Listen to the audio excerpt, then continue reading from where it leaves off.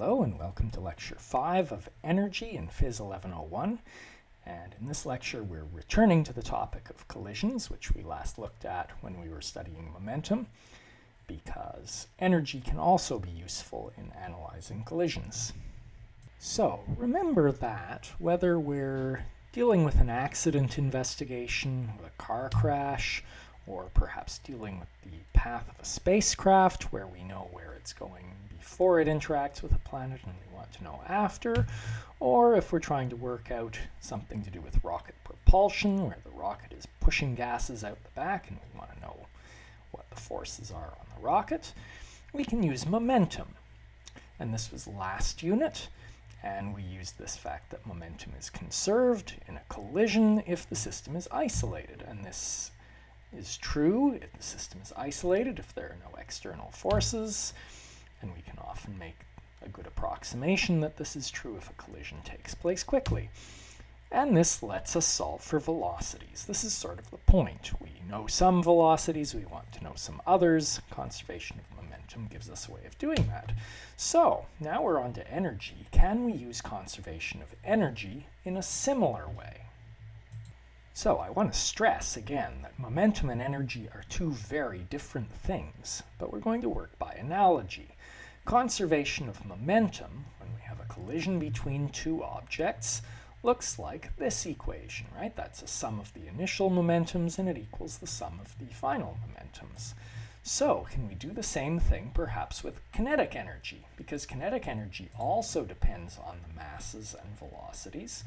So maybe we could write down an equation that looks like this. And this looks kind of like conservation of kinetic energy, right? This is the total kinetic energy before, this is the total kinetic energy after. But there's a problem. There's no such thing as a law of conservation of kinetic energy. There is a law of conservation of energy, but energy isn't quite like momentum. Momentum is momentum is momentum. All momentum is momentum. But there are several types of energy, and so kinetic energy can turn into other kinds. Remember that kinetic energy and other types of mechanical energy interchange, transform into each other easily, and they can also turn into thermal energy, although then they don't tend to turn back.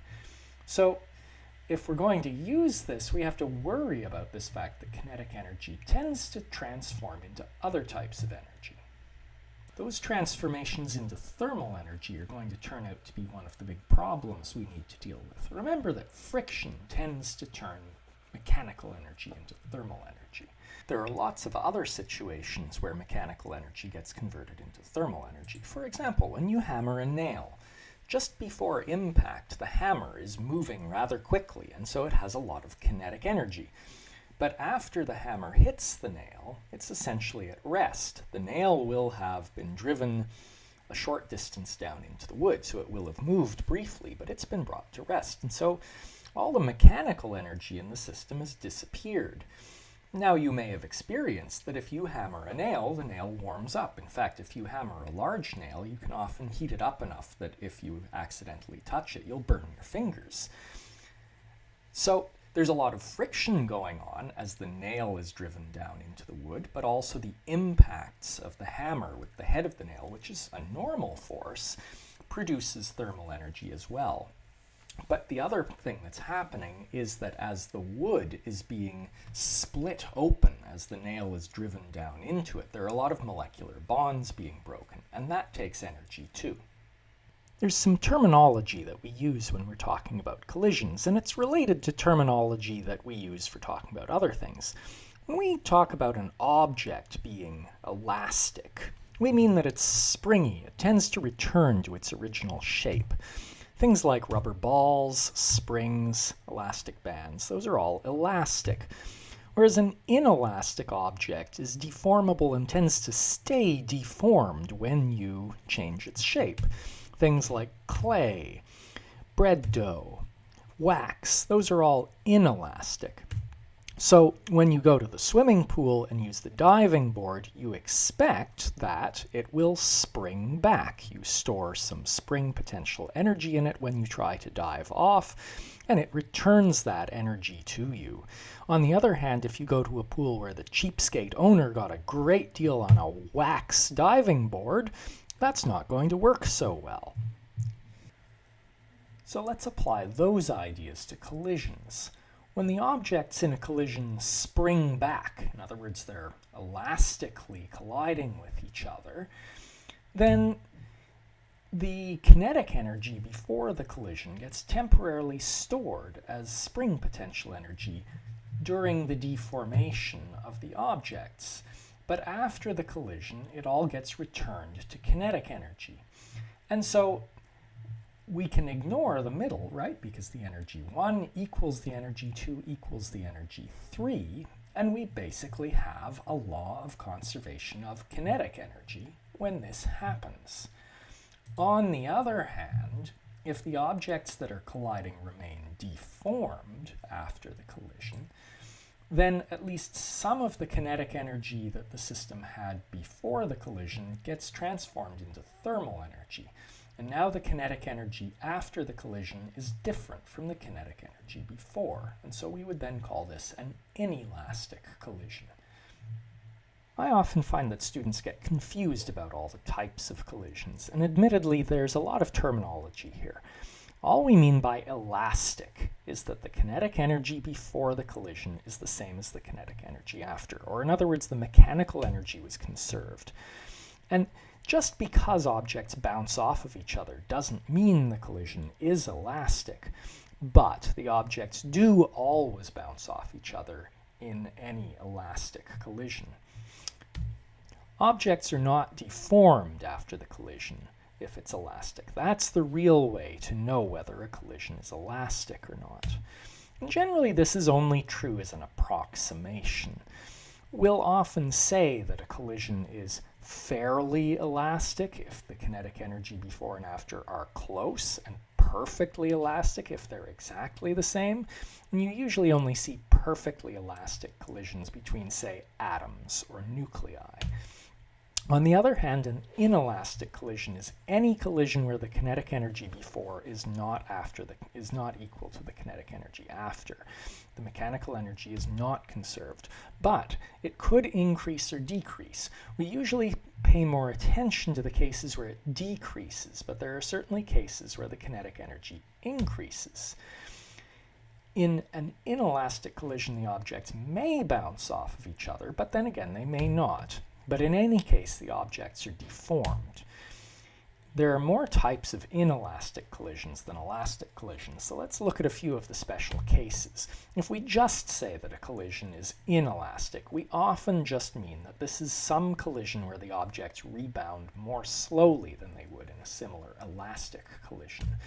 But if they actually stick together, that's called a completely inelastic collision, or a totally inelastic collision, or a perfectly inelastic collision.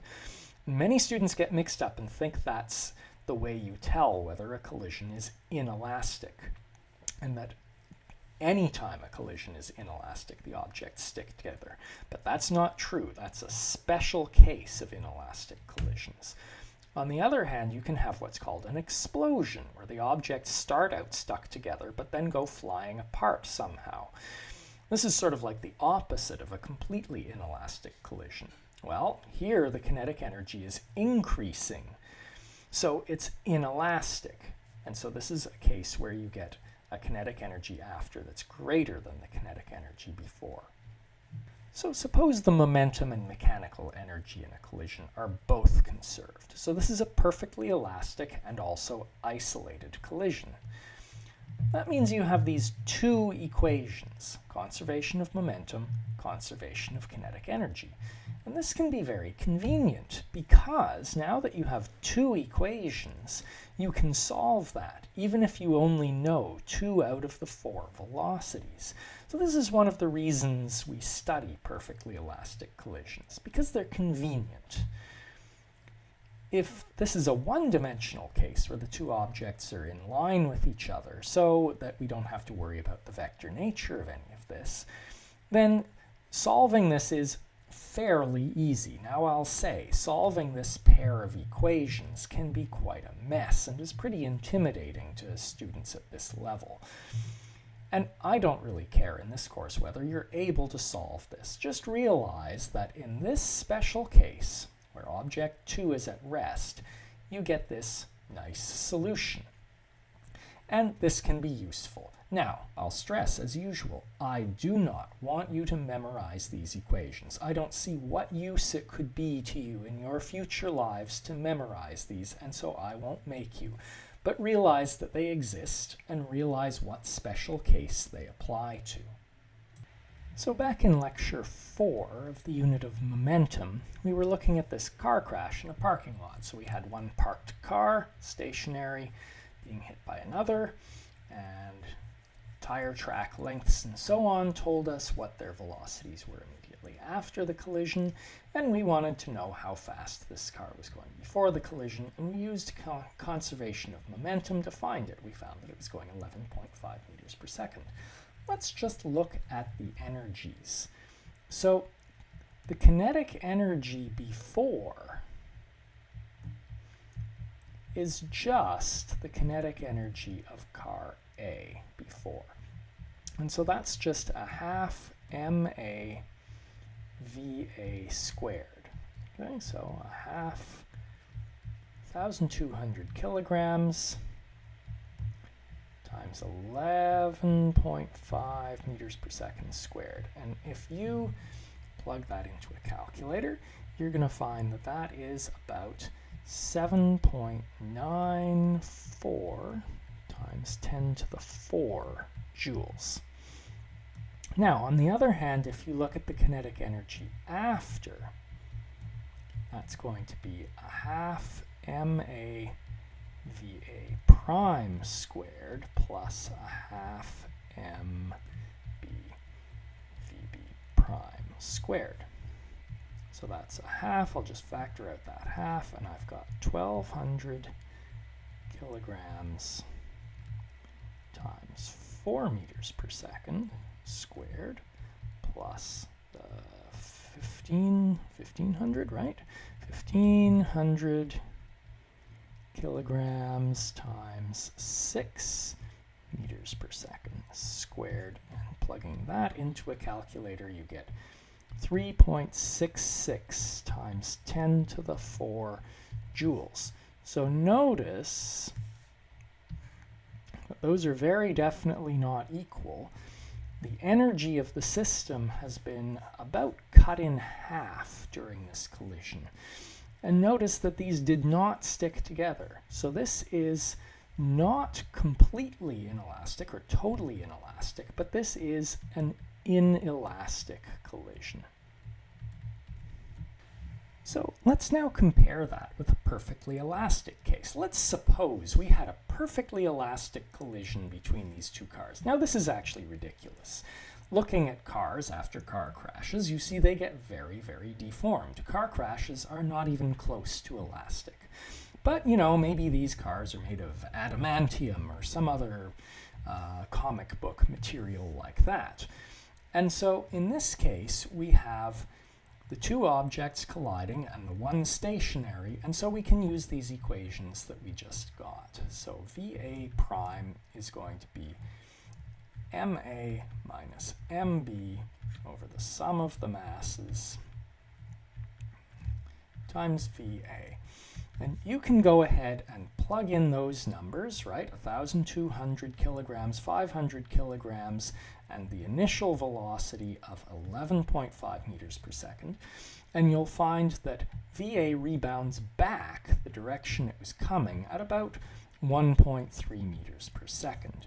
Whereas VB prime now comes out to 2MA over MA plus MB VA, and again plugging in all those same numbers, you get about 10.2 meters per second. And if you compare that with the inelastic case, in the inelastic case, relative to each other, these cars are going almost the same velocity afterwards, whereas in the perfectly elastic case, they wind up recoiling from each other at quite high speed after the collision.